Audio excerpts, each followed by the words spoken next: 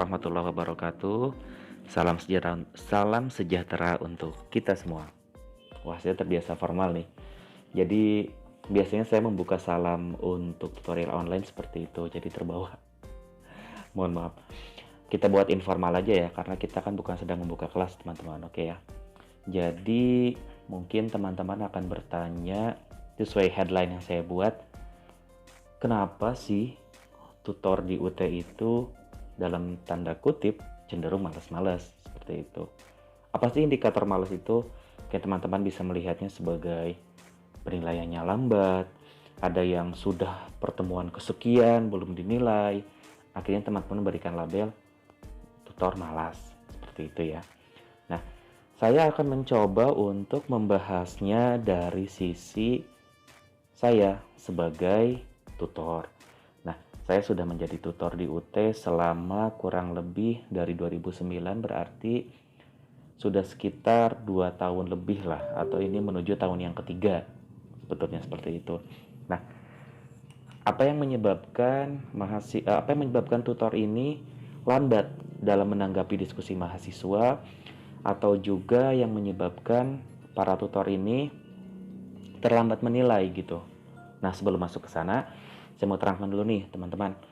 Jadi di UT itu dia membagi menjadi 2 tutor itu asalnya. Jadi rekrutmennya itu diambil dari 2. Yang pertama diambil dari dosen, yang kedua adalah non-dosen. Nah, untuk non-dosen ini bisa disebut dengan praktisi. Jadi praktisi ini adalah teman-teman yang berkecimpung langsung di hal-hal yang memang diajarkan. Contoh seperti saya di FISIP, saya terjun di bagian perpajakan, jadi saya bisa melamar untuk masuk ke UT melalui jalur praktisi. Nah, seperti itu ya. Jadi perlu garis bawahi bahwa tidak semua dosen itu tidak semua tutor itu berasal dari kalangan dosen. Nah, kemudian apakah sama antara tutor dengan dosen? Kenapa sih bahasanya menggunakan tutor dan menggunakan bahasa dosen aja? Nah, karena tutor itu fungsinya untuk membimbing dan mengarahkan teman-teman mahasiswa. Nah, jadi secara garis besar, pokok-pokok perkuliahan, kurikulum, kemudian pembuatan soal, pembuatan materi, dan segalanya itu disiapkan langsung oleh UT. Nah, jadi kita hanya membimbing apa yang sudah disediakan, kemudian kita menilai atau memberikan jawaban dan arahan seperti itu. Ada yang bertanya, oh enak dong kalau kayak gitu dosennya, jadi cuma memberikan nilai aja. Nggak seperti itu. Nah, jadi kita juga diberikan keleluasaan untuk melakukan dalam tanda kutip dekorasi kelas gitu, seperti itu. Nah, jadi kalau misalnya dirasa bahan diskusinya ada yang perlu dikembangkan, oh kita bisa banget memberikan pengembangan dari diskusi. Atau misalnya ada materi yang kurang, bisa kita tambahkan, oh jelas bisa. Seperti itu. Jadi tidak baku, tetapi standar bakunya ada. Supaya apa? Supaya menjaga antar kelas satu dengan kelas yang lain dalam mata kuliah yang sama itu mengacu kepada kurikulum UT. Nah, seperti itu ya teman-teman. Nah, kemudian kenapa sih bisa terjadi hal-hal yang saya sebutkan? Ada anggapan bahwa dosen UT itu adalah malas, misalnya seperti itu. Nah, jadi mungkin faktor yang pertama bisa saya jelaskan adalah karena terlambatnya menilai. Nah, kalau terlambatnya menilai, kembali kepada yang saya jelaskan di awal bahwa pekerjaan utama dari tutor UT itu sebetulnya atau mostly kebanyakan itu bukan memang di UT gitu. Jadi pekerjaan utamanya mungkin ada sebagai dosen atau praktisi lain di tempat lain. Nah, kemudian baru menilai di luar jam kerja. Nah, jadi bisa misalkan menilainya malam hari, tapi nggak sedikit juga yang baru menilainya dia 1 minggu sekali gitu. Atau mungkin juga ada yang 2 minggu sekali. Tergantung ya teman-teman, tergantung tipe dosennya seperti apa. Seperti itu. Nah, kemudian kalau saya pribadi seperti apa menanggapi itu?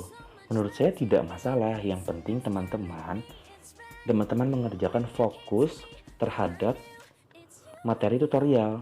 Kalau ada bahan diskusi silahkan dijawab. Kalau ada tugas silahkan dikerjakan. Masalah penilaian, nanti semua yang teman-teman kerjakan pasti dinilai. Kenapa seperti itu? Karena bagi tutor yang belum menilai akan diberikan peringatan oleh UT. Peringatan untuk melakukan penilaian. Jadi teman-teman tenang aja, selain teman-teman memang bisa mengirim secara langsung ke tutor melalui message atau melalui email, seperti itu, kita juga akan diingatkan oleh UT apabila misalnya terlambat menilai. Seperti itu. Jadi banyak alarmnya lah. Teman-teman juga bisa membantu UT dengan mengingatkan para dosen yang belum melakukan penilaian. Seperti itu. Nah, jadi itu salah satu alasannya.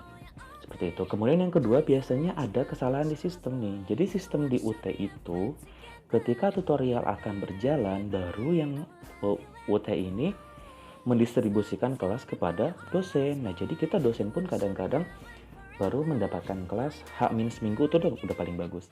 Kadang-kadang H-3, H-4 baru dapat kelas seperti itu. Nah, jadi timing kita untuk mendekor kelas seperti memberikan video sapaan, kemudian melengkapi pertanyaan diskusi seperti itu. Nah, itu waktunya gak mepet. Jadi mungkin teman-teman kadang-kadang pada pertemuan pertama itu masih melihat ada video sapaannya itu yang masih kosong gitu. Jadi masih ada template dari UT-nya seperti tutor silahkan mengupload 2 menit. Teman-teman gak usah upload itu. Itu tugasnya tutor untuk mengisi. Seperti itu ya.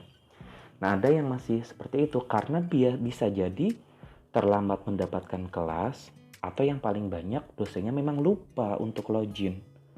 Seperti itu, untuk melihat kelas yang sudah beliau dapatkan. Nah, seperti itu. Jadi saran saya silahkan diingatkan, silahkan di message kepada dosen-dosennya bahwa memang Bapak, Ibu mohon maaf ada kelas untuk semester ini, mata kuliah apa, mohon untuk ditindaklanjuti. Nah, seperti itu aja ya untuk mengingatkan. Karena kan kalau misalnya dia e-learning nanti masuknya ke email. Mudah-mudahan kalau lewat email sama yang bersangkutan dibaca, seperti itu. Nah, kalau saya pribadi dalam mengembangkan kelas teman-teman, itu ada banyak model gitu. Teman-teman bisa memberikan inspirasi kepada para dosen, kepada para tutor. Kalau saya pribadi biasanya dalam satu kelas yang saya ampu, kebetulan saya untuk semester ini dapat 4 kelas misalnya seperti itu. Nah, atas mata kuliah itu saya buatkan satu grup WhatsApp di situ. Jadi teman-teman bisa secara fleksibel bertanya tentang sebuah permasalahan tentang mata kuliah ini, baik itu yang ada di modul ataupun di luar modul. Teman-teman garis bawahi bahwa kita ini adalah mahasiswa bukan siswa, jadi kita harusnya nggak textbook lagi. Jadi misalnya ada yang teman-teman masih belum dimengerti, silahkan ditanyakan gitu. Jadi nggak fokus teman-teman hanya menjawab materi diskusi. Teman-teman berhak untuk menjawab materi diskusi itu, kemudian berhak melemparkan pertanyaan kepada dosen. Teman-teman juga berhak untuk memberikan sanggahan kalau seandainya memang apa yang disampaikan tutor atau teman-teman lain itu kurang relevan dengan pertanyaan diskusi atau bahan diskusinya. Seperti itu. Kemudian biasanya saya juga memberikan pembahasan untuk setiap diskusi atau tugas. Jadi biasanya untuk diskusi 1 saya berikan pembahasan pada minggu ketiga atau sesi ketiga. Sesi kedua pada sesi keempat. Karena kebetulan tutorial online untuk diskusi dia waktunya 2 minggu, untuk tugas juga 2 minggu. Seperti itu. Nah, jadi saya baru bisa berikan di minggu ketiga. Kalau saya berikan di minggu kedua, otomatis yang menjawab di minggu kedua bisa melihat jawaban kunci jawaban untuk diskusi 1. Nah, seperti itu ya teman-teman. Jadi perlu saya sampaikan bahwa tidak semua dosen seperti itu, juga tidak semua dosen baku.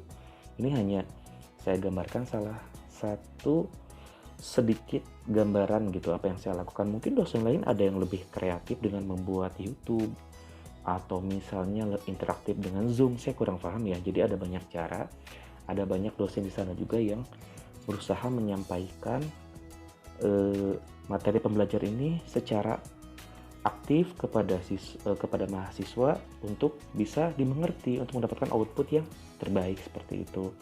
Jadi kita sama-sama berjuang. Kalau ada misalnya kesalahan dari kita tolong diingatkan, kesalahan dari siswa juga kita akan selalu mengingatkan.